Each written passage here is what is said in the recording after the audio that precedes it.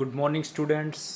मैं आपका chemistry tutor Vivek Yadav Saraswati senior secondary school Gudiyani की तरफ से जो इलेक्ट्रोकेमिस्ट्री का हम नेक्स्ट पार्ट जो ले गए हैं वो हमारा मेन टॉपिक होगा, जिसमें हम डिस्कस करेंगे बेटा variation of conductance, specific conductivity, equivalent conductivity, molar conductivity with dilution. जब आप डाइल्यूशन करते हो तो इनके ऊपर क्या इफेक्ट होता है वो हम इसके अंदर जानेंगे, और हम जानेंगे कि कैसे ग्राफ से स्ट्रॉन्ग और वीक इलेक्ट्रोलाइट को मोलर कंडक्टिविटी वर्सेस कंसंट्रेशन कैसे इंडिकेट करते हैं। ये भी बातें इसी के अंदर सीखेंगे।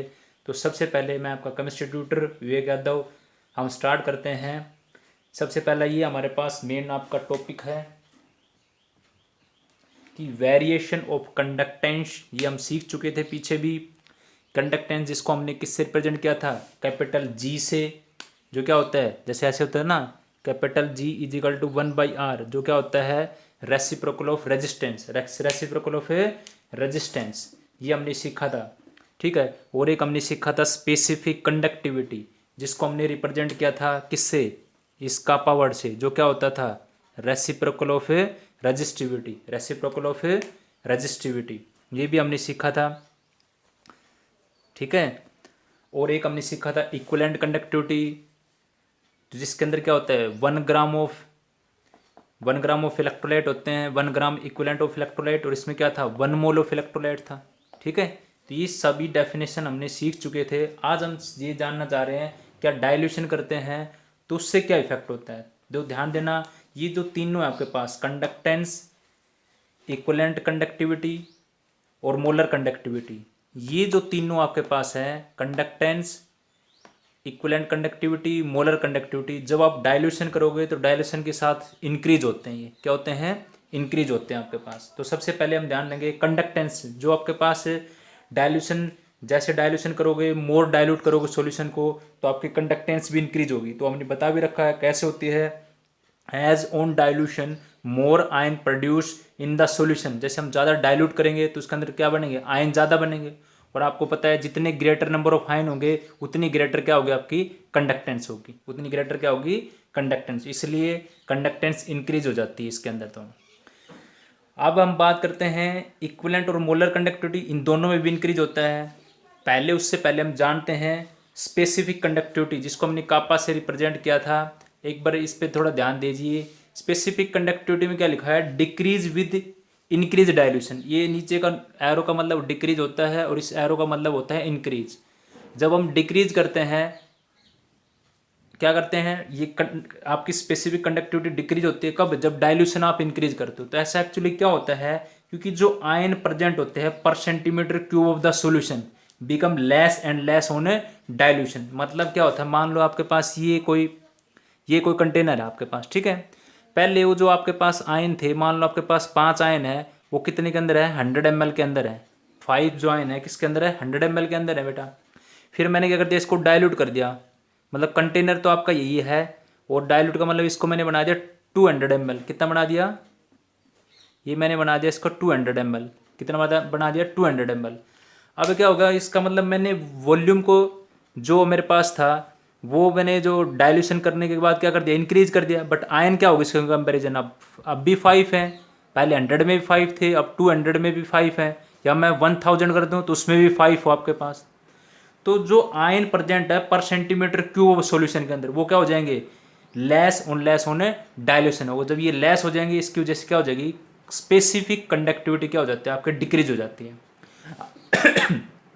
अब इसके अंदर देखते हैं, क्योंकि ये दोनों इक्विवेलेंट कंडक्टिविटी इसके भी डायरेक्टली प्रोपोर्शनल है और इसके भी डायरेक्टली प्रोपोर्शनल है। तो इसका मतलब क्या हुआ, ये भी डिक्रीज होनी थी, बट एक्चुअली ऐसा नहीं होता है। होता तो ये है कि जब डाइल्यूशन करते हो तो ये तो आपके पास डिक्रीज होगा, बट ये इसके कंपैरिजन ज़्यादा डिक्रीज होता है। मतलब क्योंकि वॉल्यूम तो बढ़ेगा, वॉल्यूम तो आपके पास क्या होगा, इंक्रीज होगा। जब आप क्या करोगे, डाइल्यूशन बढ़ाओगे, इंक्रीज करोगे डाइल्यूशन को, तो वॉल्यूम तो आपका इंक्रीज होगा। तो एक्चुअली क्या हुआ, जैसे हम अगर 2 बच्चे हैं आपके पास और इनकी रेस होती है, और अगर मान लो जैसे एक जो बच्चा है वो 50 किलोमीटर की स्पीड से दौड़ता है और एक बच्चा जो है वो 200 किलोमीटर की स्पीड से दौड़ता है,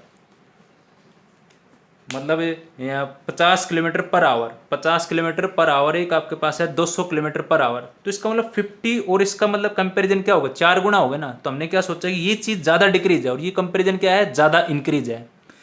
तो ये जो कंडक्टिविटी आपके पास ये ज़्यादा डिक्रीज हो जाती है कंपैरिजन टू वॉल्यूम के, इसलिए हमने क्या करते हैं, इस चीज़ को नेगलेक्ट कर देते हैं। तो इक्विवेलेंट कंडक्टिविटी डायरेक्टली किसके जाती है, वॉल्यूम के। तो जो इक्विवेलेंट कंडक्टिविटी हो, चाहे आपके पास मोलर कंडक्टिविटी हो, वो डाइल्यूशन के साथ क्या होती है, आपकी इंक्रीज हो जाती है। तो आप उसके अंदर रीजन यही बताओगे, क्या रीजन बताओगे, कि आपके पास चाहे इक्विवेलेंट कंडक्टिविटी हो, चाहे आपकी मोलर कंडक्टिविटी हो, उसके अंदर क्या होता है, स्पेसिफिक कंडक्टिविटी इज मोर, मतलब जो decreasing value of specific conductivity is more compensated by increasing value of V, increasing value of V, मतलब ये वैल्यू ज़्यादा डिक्रीज हो जाती है कंपेरिजन इसके, किसकी, स्पेसिफिक कंडक्टिविटी की वैल्यू ज़्यादा डिक्रीज हो जाती है कंपेरिजन टू दिस। जैसे मैंने ये कुछ वैल्यू जर्नल लेके बताया आपको, जैसे 50 किलोमीटर पर आवर थे, 200 किलोमीटर पर आवर, तो इसका जो हम कंपैरिजन करते हैं तो क्या है, डिफरेंस ज़्यादा है ना, इसलिए ये ज़्यादा है वैल्यू और ये क्या है, कम हो गया आपके पास। तो इसी तरह तो तीन बातें ध्यान रखेंगे, कंडक्टेंस, इक्विवेलेंट कंडक्टिविटी और मोलर कंडक्टिविटी जब आप डाइल्यूशन करते हो तो इंक्रीज होगी बेटा, और स्पेसिफिक कंडक्टिविटी क्या हो जाएगी, डिक्रीज हो जाएगी। क्यों, क्योंकि जो आपने जो ये तो पर्टिकुलर जिस वॉल्यूम के अंदर आपने लिया था, मान लो इस कंटेनर का वॉल्यूम तो फिक्स है होगा ना, अब उसके अंदर हमने क्या किया, जैसे मान लो इस कंटेनर का वॉल्यूम हमारे पास 1000 ml का था, तो हमने स्टार्टिंग में इसमें मैंने 100 ml वाटर लिया और 100 ml वाटर में 5 आयन है, फिर मैंने डाइल्यूशन और बढ़ा दिया, फिर मैंने 200 कर दिया, फिर मैंने 300 कर दिया, मतलब ये डाइल्यूशन तो इंक्रीज कर रहा हूँ बट आयन तो वही है ना, उसके अंदर आयन तो 5 ही थे। तो इसका मतलब जो आयन प्रेजेंट पर सेंटीमीटर की वो सोल्यूशन है वो क्या हो जाते हैं, less and less on dilution. तो ये तो हमने इसके बारे में जाना। अब हम सीखते हैं ग्राफ के अकॉर्डिंग कैसे वेरिएशन होता है आपका मोलर कंडक्टिविटी का स्ट्रॉन्ग और वीक इलेक्ट्रोलाइट में। अब देखिए हमारे पास हमारा टॉपिक है variation of molar conductivity with concentration strong और वीक इलेक्ट्रोलाइट के लिए, स्ट्रॉन्ग और वीक इलेक्ट्रोलाइट के लिए। तो जैसा हमने ग्राफ को नोटिफाई कर रखा है बेटा, इधर मोलर कंडक्टिविटी है कोई भी कंसंट्रेशन सी पे, ठीक है, और ये आपकी कंसंट्रेशन है, ये क्या आपकी कंसंट्रेशन, जैसे यहाँ पे कंडक्टिविटी वाली यहाँ पे कितनी है, इस पॉइंट पे 0 है, यहाँ पे 20 होगी, यहाँ पे कितने होगी 40 होगी, तो ऐसे वैल्यू बढ़ती जाती है, ठीक है। फिर आपके पास 60 होगी, फिर कितनी होगी आपके पास 80, फिर कितनी होगी 100 होगी, ठीक है, फिर 120 होगी, फिर 120, 140 आपके पास, ओके। तो ध्यान रखेंगे बेटा, इस ग्राफ के अंदर एक ये साइड है जो आपके पास कैसी है, ये आपके पास हॉरिजॉन्टल है और ये वर्टिकल में है। तो इस साइड में मोलर कंडक्टिविटी और ये कंसंट्रेशन है। एक्चुअली जो ग्राफ जो आया है वो कहाँ से आया है, एक हमारे पास इक्वेशन होती है Debye Huckel Onsager equation, Onsager equation जो क्या होती है, molar conductivity at concentration C infinite dilution A into root C, ये हमारे पास एक इक्वेशन होती है Debye Huckel Onsager equation, okay. ये molar conductivity at concentration C पे है, इसका मतलब है मोलर कंडक्टिविटी जैसे ऊपर अंडा लिखा हुआ ना, eight infinite dilution, eight infinite dilution, और ए हमारे पास क्या है इसमें, ये आपके पास कांस्टेंट है, वो किस पे डिपेंड करता है, आपके इलेक्ट्रोलाइट पे कि भाई आपने स्ट्रॉन्ग ले रखा है या वीक ले रखा है, और सी किसको बता रही है, कंसंट्रेशन को। एक बार दोबारा से ध्यान देंगे, ये है molar conductivity at concentration C, ये है molar conductivity at infinite dilution, जिसके ऊपर अंडा लगा हुआ है, इनफाइनाइट डाइल्यूशन है, ये कंसंट्रेशन C पे है। ये ए आपका कांस्टेंट है जो किस पे डिपेंड करता है, इलेक्ट्रोलाइट। अब कैसे इलेक्ट्रोलाइट पे डिपेंड करेगा बेटा, इलेक्ट्रोलाइट टू टाइप्स हो सकते हैं, या तो आपका स्ट्रॉन्ग इलेक्ट्रोलाइट या आपका कैसा वीक इलेक्ट्रोलाइट, ओके।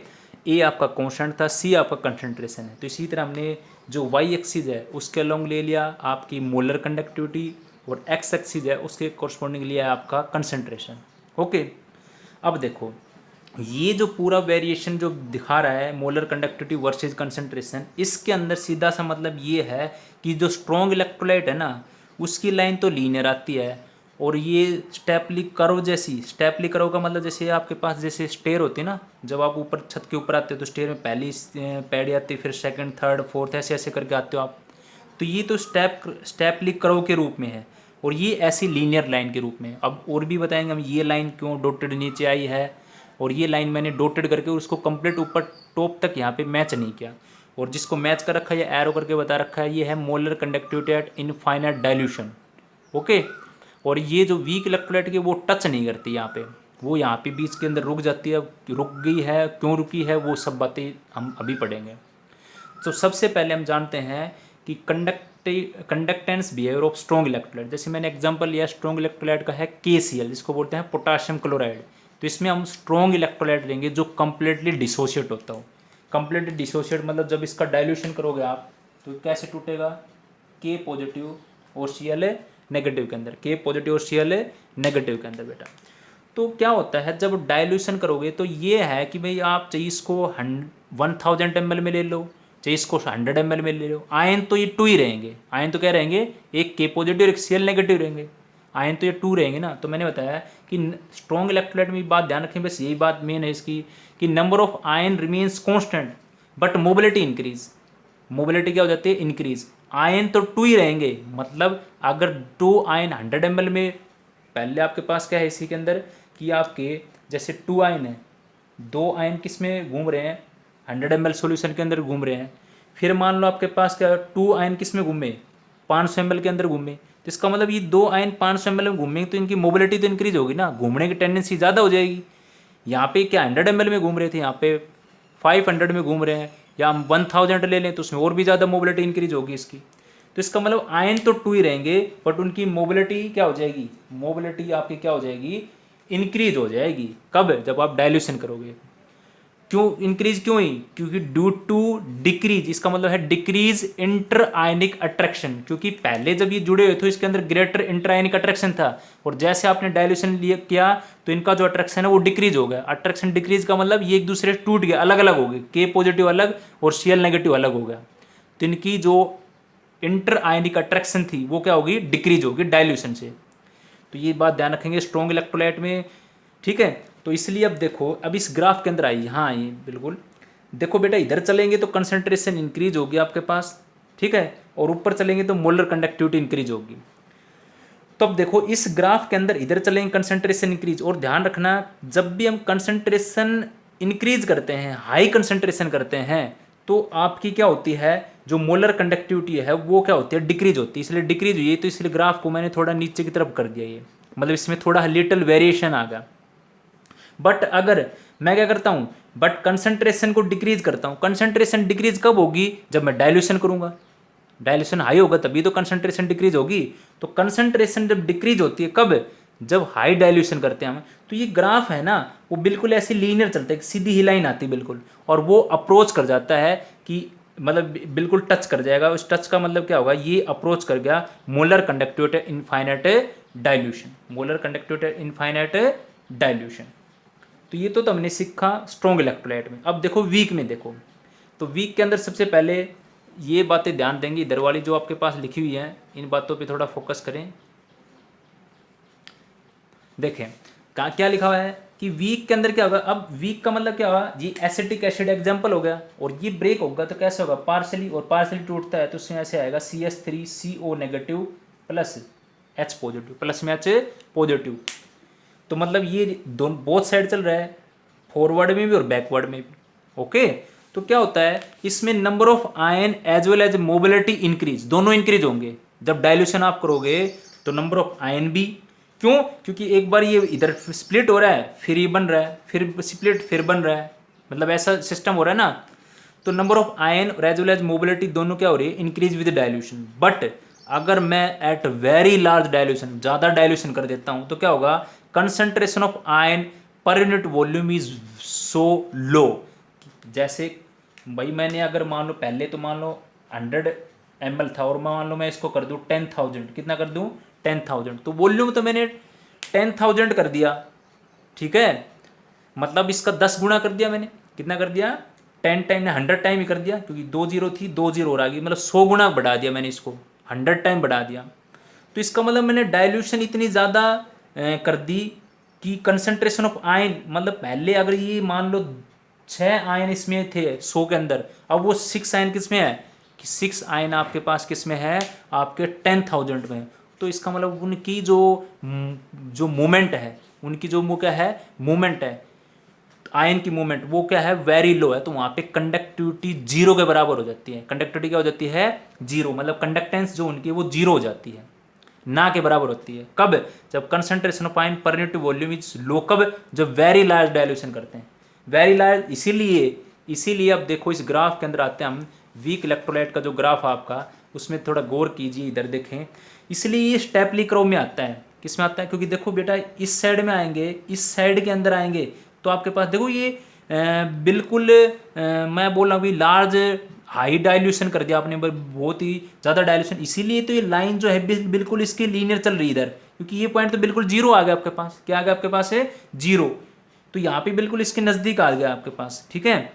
तो और ये ज़्यादा हाई डाइल्यूशन से concentration of ion per unit volume क्या हो जाती है, लो हो जाती है। इसलिए वो अप्रोच भी नहीं कर पाता इसको, जो हम फाइंड आउट करना चाहते हैं molar conductivity at infinite dilution, इसको वो फाइंड आउट नहीं कर पाते इस D by Huckel Onsager equation के तहत। जैसे हमने स्ट्रॉन्ग इलेक्ट्रोलाइट में आसानी से फाइंड आउट कर लेते हैं इसका कंडक्टेंस, बट इसमें हम फाइंड आउट नहीं कर पाते। किसमें, वीक इलेक्ट्रोलाइट में। तो वीक इलेक्ट्रोलाइट में आप ये बातें ध्यान रखोगे, आयन और मोबिलिटी दोनों इंक्रीज होती है डाइल्यूशन के साथ, बट ज़्यादा डाइल्यूशन करते हो तो concentration of ion per unit volume क्या हो जाती है, वेरी लो हो जाती है। क्योंकि इसमें तो आयन क्या रहेंगे, कांस्टेंट रहते हैं। तो इसमें आयन कांस्टेंट, मोबिलिटी इंक्रीज हो जाती है डाइल्यूशन से, और डाइल्यूशन से आपकी डिक्रीज हो जाती है इंटर आयनिक अट्रैक्शन। तो अब हम कैसे, जैसे मान लो ये तो हम फाइंड आउट नहीं कर पाए, किसके लिए, वीक इलेक्ट्रोलाइट के लिए। तो वीक इलेक्ट्रोलाइट के लिए हमने एक ला और सीखते हैं, एक ऐसा ला है जो वीक इलेक्ट्रोलाइट के लिए अप्लीकेबल है। ये सिर्फ किसके लिए था, स्ट्रॉन्ग के लिए था, वीक के लिए फाइंड आउट नहीं कर पाया। इसलिए हम सीखते हैं, हम वीक इलेक्ट्रोलाइट जिससे फाइंड आउट करते हैं उसका नाम है कोलरास ला। उसका नाम क्या है, कोलरास ला। तो ये हमने हमारा टॉपिक जो ये तो कवर कर लिया है, कंडक्टेंस बिहेवियर ऑफ स्ट्रॉन्ग और conductance behaviour of weak electrolyte में।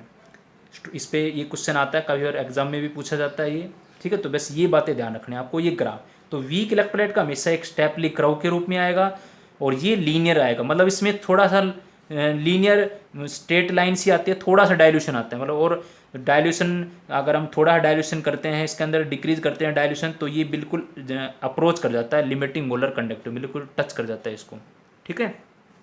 तो ये हम बताता हमने मोलर कंडक्टिविटी। और ध्यान रखेंगे ये बिल्कुल मैच कर रही है आपके पास, काइनेटिक्स काइनेटिक्स हमने करवाई नहीं है वैसे। ये देखो y is equal to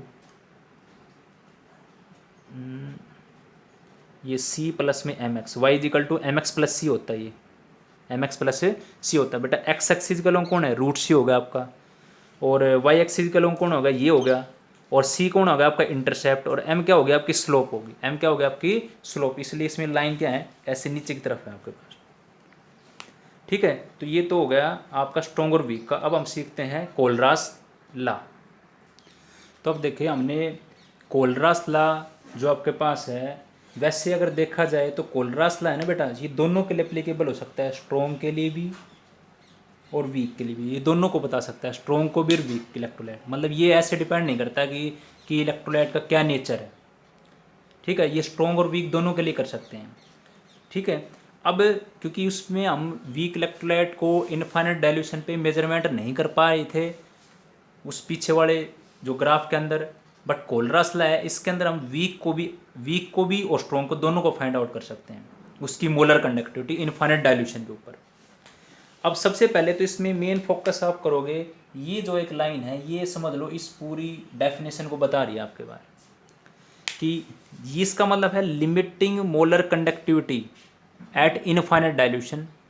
x आपके पास जो भी आयन प्रेजेंट है, जैसे मान लो कैसे प्रेजेंट है वो देखो, ये बेरियम क्लोराइड है, इसको मैं स्प्लिट करूंगा तो बेरियम पे 2 पॉजिटिव चार्ज और 2 Cl नेगेटिव, तो ये इसके आगे कुछ नहीं है। तो इसका मतलब ये x है, ये क्या है x है, और ये जो मैंने 2 लिखा हुआ है ये आपका y है, 2 लिखा हुआ है ये क्या आपका y है, ठीक है। तो ये आयन आपके पास कि इसके अंदर 2 क्लोराइड है और 1 बेरियम पॉजिटिव है, ठीक है। अच्छा, और ये आपके पास लिमिटिंग मोलर कंडक्टिविटी, ये कटायन की, ये एनायन की, और ये इनके अंदर पर्टिकुलर कितने कटायन और कितने एनायन है वो बताता है। तो ये डेफिनेशन देखो बिल्कुल आसान सी है कि limiting molar conductivity of an electrolyte. अब इसने एन इलेक्ट्रोलाइट बोल दिया, इसका मतलब वो स्ट्रॉन्ग भी हो सकता है और वीक भी हो सकता है, ठीक है। Of an electrolyte, of an electrolyte, ये 2 बार लिख दिया यहाँ पे, ऑफ एन इलेक्ट्रोलाइट, वो कहाँ पे आपके पास। अब ये क्या है, इसका मतलब क्या है भाई, limiting molar conductivity at infinite dilution. तो या आप ऐसे बोल सकते हो कि limiting molar conductivity at infinite dilution, या आप ऐसे बोल सकते हो limiting molar conductivity of A electrolyte, जो किसकी इक्वल है, इज इक्वल सम ऑफ, किसका सम है भाई, किसका सम है, लिमिटिंग, ये क्या है, लिमिटिंग मोलर कंडक्टिविटी, लिमिटिंग या तो लैम्डा से रिप्रेजेंट कर सकते हो, या आप ये भी नोटेशन लगा सकते हो इसके अंदर, ये लैम्डा से ऐसे नोटेशन करना आपको, लिमिटिंग के लिए ऊपर ऐसे अंडा लगाते हैं, ठीक है। तो क्या है, sum of limiting molar conductivity of cation और एनायन, ये कटायन के लिए है और ये किसके लिए है, एनायन के लिए है, दिख रहा है आपको, ये आपका कटायन के लिए है और ये किसके लिए है, एनायन के लिए है। ईच मल्टीप्लाई, हर एक को मल्टीप्लाई किया गया है number of ion present in 1 formula unit of electrolyte. मतलब कटायन के अगर आयन 1 है तो 1 होगा और एनायन के 2 हैं तो 2 हो जाएंगे आपके पास। जैसे मान लो मैं अगर लिख देता हूँ, यहाँ पे मैंने लिख दिया KCl, तो अगर इसको मैं स्प्लिट करूँगा तो यहाँ पे क्या आएगा, ये K पॉजिटिव आएगा और ये क्या होगा मेरे पास Cl नेगेटिव आ गया, क्या आ गया, Cl नेगेटिव। अब क्या है, कटायन भी मेरे पास एक ही है और एनायन भी मेरा क्या है, एक ही है, एनायन भी क्या है मेरा एक ही है, मतलब दोनों जो है वो आपके पास क्या है, 1-1 है, दोनों क्या है, 1-1 है।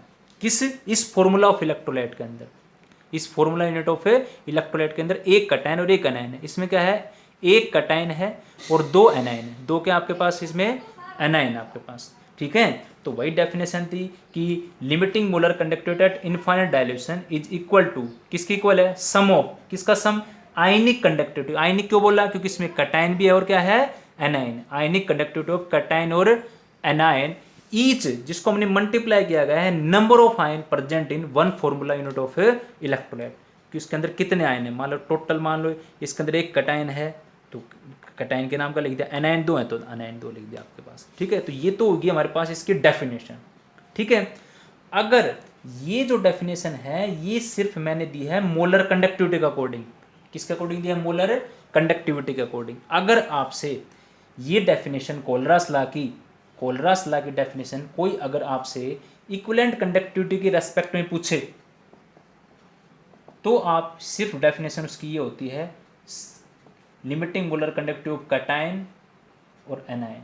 ए का मतलब ध्यान रखेंगे, सी का मतलब क्या है, कटायन, और ए का मतलब है बेटा एनायन। ए का मतलब क्या है आपका, एनायन, ए का मतलब क्या है, एनायन आपका, ठीक है। इसमें आपके पास जो आयन है फॉर्मूलेट ऑफ इलेक्ट्रोलाइट के हैं वो मल्टीप्लाई नहीं होंगे इक्विवेलेंट वाले में, मोलर कंडक्टिविटी वाला जो फॉर्मूला है उसके अंदर आपको मल्टीप्लाई करना है, उसके अंदर क्या करना है, आपको मल्टीप्लाई करना है। सिर्फ इसमें तो ये किस पे डिपेंड कर रहा है, सिर्फ आपकी कटायन और एनायन की जो वैल्यू है उस पर डिपेंड कर रहा है, ठीक है। तो सिर्फ इसमें ये दोनों लिखने हैं, और अगर आपसे ये आ जाए, मतलब वो ऊपर ही लिखे ही रखा मैंने, molar conductivity at infinite dilution, तो उसमें आपको एक्स और वाई और लिखने हैं, इसके साथ क्या लिखने हैं, एक्स और वाई आपको नोटिफाई करने हैं, ठीक है। अब इसके एप्लीकेशन हम डिस्कस करेंगे, भाई ये जो लॉ हमने सीखा है इसके क्या एप्लीकेशन है, कहाँ इसका यूज करते हैं हम। तो अभी हम स्टार्ट करते हैं एप्लीकेशन ऑफ कोलरास लॉ।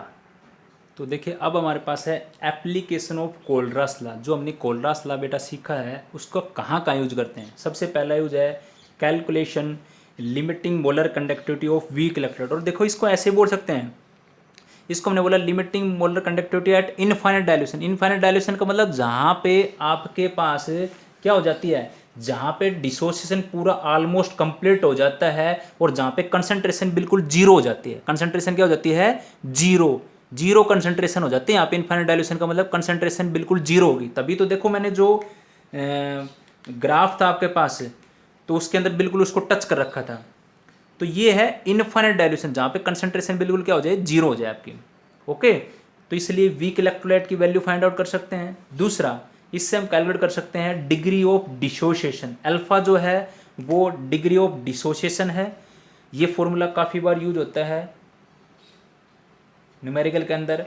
अल्फा कौन है? Degree of dissociation, degree of dissociation आपके पास। अब ये कौन है? ये है molar conductivity at any concentration, कोई कंसेंट्रेशन सी पे एनी कंसेंट्रेशन, और ये होगी molar conductivity at infinite dilution, या इसको बोल सकते हैं limiting molar conductivity, limiting molar conductivity या molar conductivity at infinite dilution. और ये कौन है? Molar conductivity at any concentration C पे। तो एक तो ये एप्लीकेशन इसकी, एक एप्लीकेशन और भी है इसी के अंदर, कैलकुलेशन डिसोसिएशन कांस्टेंट। जो फॉर्मूला क्या है कि सी किसको रिप्रेजेंट करता है? आपका कंसंट्रेशन को। तो क्या है? C alpha square 1 minus alpha, C alpha square 1 minus alpha. ये ऐसा फॉर्मूला आप एक हमने 11th क्लास में भी सीखा था, Ostwald dilution law, Ostwald dilution law, जो किसके लिए यूज करते हैं? फॉर वीक इलेक्ट्रोलाइट के लिए, फॉर वीक इलेक्ट्रोलाइट के लिए ही ओनली एंड ओनली अप्लीकेबल होता है ये। तो इसमें अल्फा तो कौन है? Degree of dissociation. के कौन है? Dissociation constant. ठीक है। सी क्या है? आपकी कंसंट्रेशन। सी क्या है? कंसंट्रेशन। तो ये फॉर्मूला आप याद रखेंगे। ठीक है। तो ये आपके पास फॉर्मूला अगर डिसोसिएशन कांस्टेंट निकालना हो तो C alpha square 1 minus alpha, degree of dissociation निकालना हो तो लिमिटिंग मोलर कंडक्टिविटी एट, ये molar conductivity at any concentration C, और ये क्या हो गया आपके पास? Molar conductivity at infinite dilution. ठीक है। तो ये हमने इसका एप्लीकेशन सीखा है। इस पे बेस्ड जो न्यूमेरिकल हैं वो भी करके देखेंगे। तो एक बार थोड़ा सा हम समराइज़ कर लेते हैं जो आज का हमने जो फॉर्मूले हमारे पास आए हैं, क्या क्या फॉर्मूले आए हैं एक बार जल्दी से देखें। मोलर कंडक्टिविटी एक्स कैटायन का आ जाएगा ना, यहाँ पे ये कैटायन के लिए है, प्लस में Y limiting molar conductivity anion. एक तो ये फॉर्मूला आया है। एक फॉर्मूला है K C equal to C alpha square 1 minus alpha. एक आया है alpha equal to molar conductivity at concentration C, और एक ये फॉर्मूला आपके पास है। ठीक है। तो ये 3 फॉर्मूले हमारे पास आए हैं। ये जो न्यूमेरिकल पे बेस होंगे, इससे न्यूमेरिकल निकलेंगे आपके पास। ठीक है। तो आओ एक न्यूमेरिकल हम कर ही लेते हैं जो आपके पास किस पे बेस होगा? इस फॉर्मूले पे बेस होगा। ठीक है। अब देखो क्वेश्चन हमारे पास है कि भाई molar concentration eight infinite dilation पे NaCl की ये वैल्यू है, HCl की ये वैल्यू है, CH3CON सोडियम एसिटेट की वैल्यू ये है रेस्पेक्टिवली। तो what will be that of limiting molar conductivity of acetic acid, acetic acid की इसकी क्या होगी? इसका मतलब आपको ये निकालना है। तो इसका मतलब ये यही आएगा, कंडक्टिविटी ऑफ कैटायन जमा में, मतलब एनायन जमा कैटायन। ये कैटायन में कौन है आपका? H positive. तो यहाँ पे कौन आएगा इसका? X और Y। तो यहाँ पे एक एक ही आयन, तो कोई दिक्कत नहीं है। ठीक है। अब देखो आपके पास 3 चीज़ें दी गई हैं। तो इस कोलरास लॉ के जो न्यूमेरिकल है ना, उसमें आपको एक बात ध्यान रखना है, आपको निकालना किसका है? CH3COH का। किसका निकालना है? CH3COH की। इसकी वैल्यू आपको फाइंड आउट करनी है। तो ये देखो इन तीनों में से किस किस चीज़ में इसका कंटेंट मिलता है? CH3COH किस किस में मिल रहा है? भाई CH3COO ये तो इसमें मिल रहा है, और H किस में मिल रहा है? इसमें मिल रहा है। तो जिसमें मिल रहा है उन वैल्यू को ऐड कर दें, और जिसमें नहीं मिल रहा उसको सब्ट्रैक्ट कर दें। उसको क्या कर देंगे? सब्ट्रैक्ट कर देना आपको। उसको क्या कर देना आपको? सब्ट्रैक्ट कर देना आपको। तो इसका मतलब क्या करोगे? जब आप इसकी वैल्यू निकालोगे CH3COH की, तो हम क्या करेंगे? जो आपके पास वैल्यू है किसकी? CH3CONA प्लस में HCl माइनस में NaCl। तो ये बस आंसर आ गया आपका कि भाई इस दोनों की वैल्यू को सम कर देंगे और इसको सब्ट्रैक्ट कर देंगे। तो देखो इसकी वैल्यू कितनी है? 91.0 प्लस यही है ना, हाँ। और HCl कितनी है? 425.9। अच्छा, उसके बाद माइनस आ जाएगा, जो नहीं है कौन सी? 126.4 आपके पास। ठीक है। तो बस इसको आप सोल्व करोगे तो आपके पास आपका आंसर फाइंड आउट हो जाएगा। इन दोनों वैल्यू को सम कर दो, उसमें से सब्ट्रैक्ट कर दो, तो आपका आंसर बन जाएगा, ये आ जाएगा 390.5 S centimetre square mole inverse. तो ये वही तो यूनिट है किसकी, आपकी मोलर कंडक्टिविटी। या कई बार ऐसे लिख देता है, एस का मतलब साइमन होता है, ऐसे लिख दे ohm inverse centimetre square mole inverse, ohm inverse centimetre square mole inverse, ठीक है। और अगर ये एस यूनिट में करता है तो यहाँ पे सेंटीमीटर स्क्वेयर के जहाँ पे मीटर स्क्वेयर आ जाता है। तो बस आपको इस टाइप के क्वेश्चन में करना है, जहाँ जो जो ये कंटेंट दिखता है उसकी वैल्यू को जोड़ दो, सम कर देंगे, जो नहीं है उसको क्या कर देंगे, सब्ट्रैक्ट कर देंगे, नहीं है उसको क्या कर देंगे, सब्ट्रैक्ट आपको कर देना है, ठीक है। तो बिल्कुल आसान सा न्यूमेरिकल है। तो आज के तो इस सेक्शन के अंदर हम बस इतना ही करते हैं। ये जो हमने आज जो चीज़ सीखी है एक बार दोबारा रिकॉल करते हैं बेटा। कंडक्टेंस, स्पेसिफिक कंडक्टिविटी, मोल इक्विवेलेंट कंडक्टिविटी और मोलर कंडक्टिविटी। तो कंडक्टेंस इक्विवेलेंट कंडक्टिविटी और मोलर कंडक्टिविटी इंक्रीज होती है डाइल्यूशन के साथ, और स्पेसिफिक कंडक्टिविटी क्या होती है, डिक्रीज होती है डाइल्यूशन के साथ, ठीक है। तो ये ध्यान रखेंगे। और फिर हमने कोलरास लॉ भी डिस्कस किया और वेरिएशन देखा स्ट्रॉन्ग और वीक का। स्ट्रॉन्ग इलेक्ट्रोलाइट जो है उसमें लिटिल स्लाइटली वेरिएशन आता है, और वीक इलेक्ट्रोलाइट उसमें लार्ज वेरिएशन आता है जो एक स्टेपली कर्व से होता है, और जिसको हम इनफाइनाइट डाइल्यूशन पे फाइंड आउट नहीं कर पाते। उसको फाइंड आउट करने के लिए हम यूज करते हैं कोलरास लॉ को, जो मेनली किसके लिए है, वीक इलेक्ट्रोलाइट के लिए, ठीक है। Thank you.